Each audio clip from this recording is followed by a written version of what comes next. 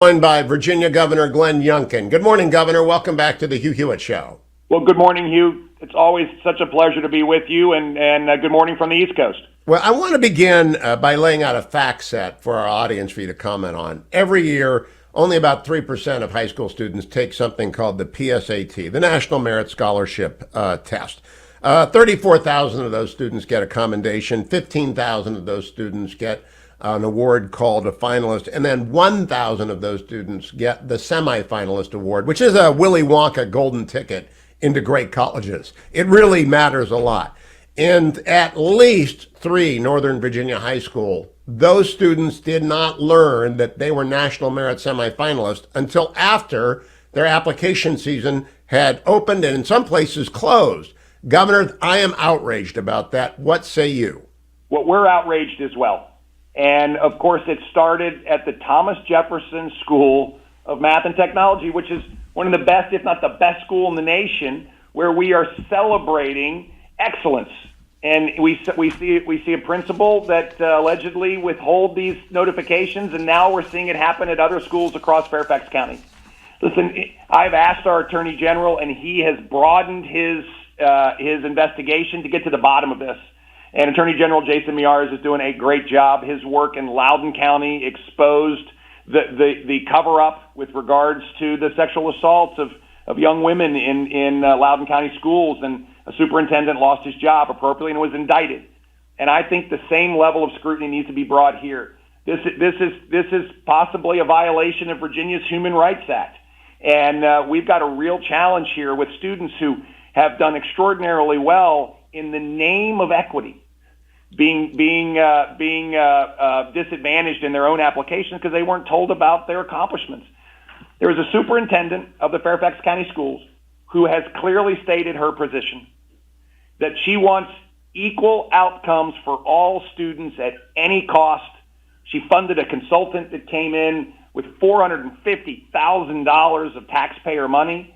This is what you get when you do that, is you get a system now that wants to suppress the grand performance of some students so other ones don't feel bad. This is absolutely an anathema. And now, Governor, we have to go to work here and make sure that we first understand all of these facts, but we put an end to it in Virginia.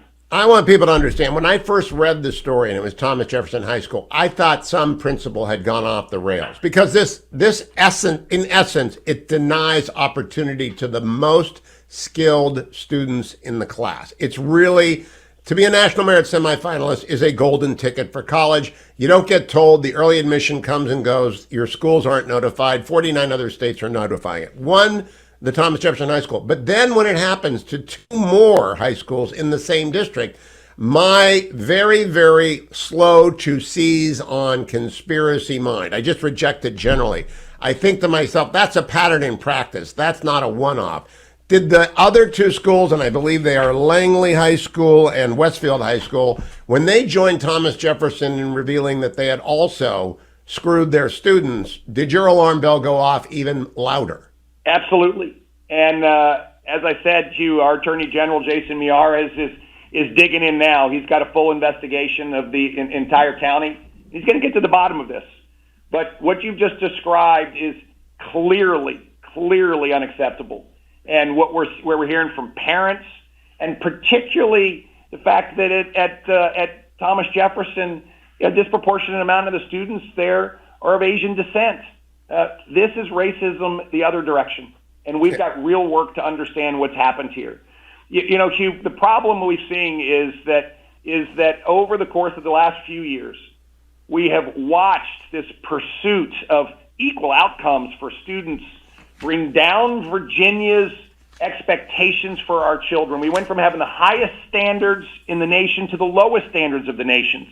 And we have worked with our State Board of Education to return them back to the highest standards. We're on that march. We are revising our history standards to the best in the nation, so we'll teach all of our history, the good and the bad. We're standing up for parents' rights in the classroom. This is one of the most critical moments in our administration, and I think in Virginia's education, to get parents back at the forefront of their children's education. And for parents to all of a sudden be the ones that have to discover that their children had performed at an exceptional level and weren't told is a violation of everything we believe. You know, I'm kind of sensitive to this because long ago and far away, I got into Harvard because I was a National Merit semifinalist. Otherwise, a kid from Ohio doesn't make it. And so some people aren't gifted in athletics as you were. I believe you got scholarship to Baylor. Am I right about that? Because you could play some hoops? I went to Rice, and Baylor was one of our great rivals, and we beat Baylor. Okay. You had to get that in, didn't you? So some people have advantages. They're great violinists. Some people are good test takers. Other people are athletes. But to take the legs off, it's probably only 100 students, but they crushed them. Early admissions matter, don't they, Governor? They do. They do, and it is just not right. It is just not right. And I do believe that the work that the Attorney General will do will shine a bright light here. All right, I want to go to something you mentioned. This is the important, we see the tip of the iceberg, the screwed students. But the bottom of the iceberg is this company called Performance Fact, Inc., based in Oakland, which received a $455,000 grant from Fairfax County Public Schools for equity training, which included an equity-centered strategic plan. The individual who runs this said the equity imperative is to give each student what they need to meet equal outcomes. You know, Governor, that's impossible. I can't play basketball against you. It's the end of the day in 1978. Well, you're younger than I am, so I might have been able to beat you because I'm 10 years older than you, 10 back in the day. But it just, you can't have equal outcomes. That is, by definition, insanity.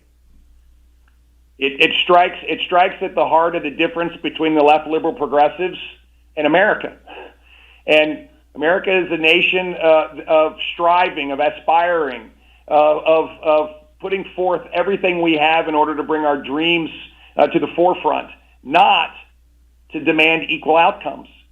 In Virginia, we're pressing hard to raise the ceiling of education, but also the floor, because there are students that need help as well.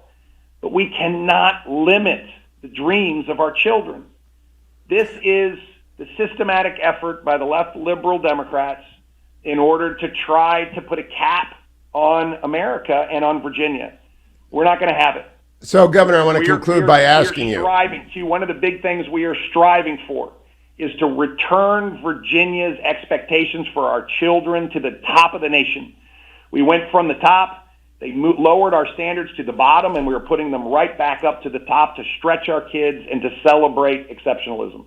So my last question, Governor. This is Fairfax County. They have a history of problems.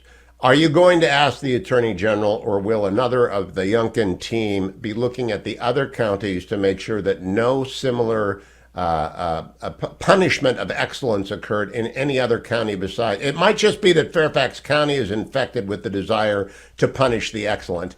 But are you looking at the other counties in Virginia? Because where there's one equity, diversity, and inclusion expert consultant at $500,000, there's probably more because they're networked up, right? These superintendents talk to each other. I worry that there are other counties doing the same thing in the Commonwealth. Well, Hugh, we're starting with Fairfax County. It's a big county, and we've got a comprehensive effort that the Attorney General is working to get to the bottom of it. We have seen this. We have seen the same effort that his office put forth in Loudoun County with the sexual assault cases there, and we have put all the superintendents across Virginia on notice. We expect for you to abide by the laws of Virginia, not to make them up yourself, but to abide by the laws of Virginia, and not to diminish the achievements of our children. And it's clear in the Commonwealth of Virginia that parents matter, and we're going to continue to go to work for them every single day. That's my governor, Governor Glenn Youngkin. Thank you for joining me early, and I'm glad you're on this, and I hope you follow it through, because not all of us can play basketball, and let the record show Rice beat Baylor. Every year, Governor? Every year? Not every year. Thank you, Governor Glenn Youngkin. Just wanted to make sure that the record was full and complete there, because I know I've got Carl as a Baylor Bear. And he's sad because the Steelers didn't make the playoffs, and Carl is often sad because things bad. He's a Pirates fan, but he loves the Baylor Bears. So I just wanted to make sure Rice doesn't beat him every year.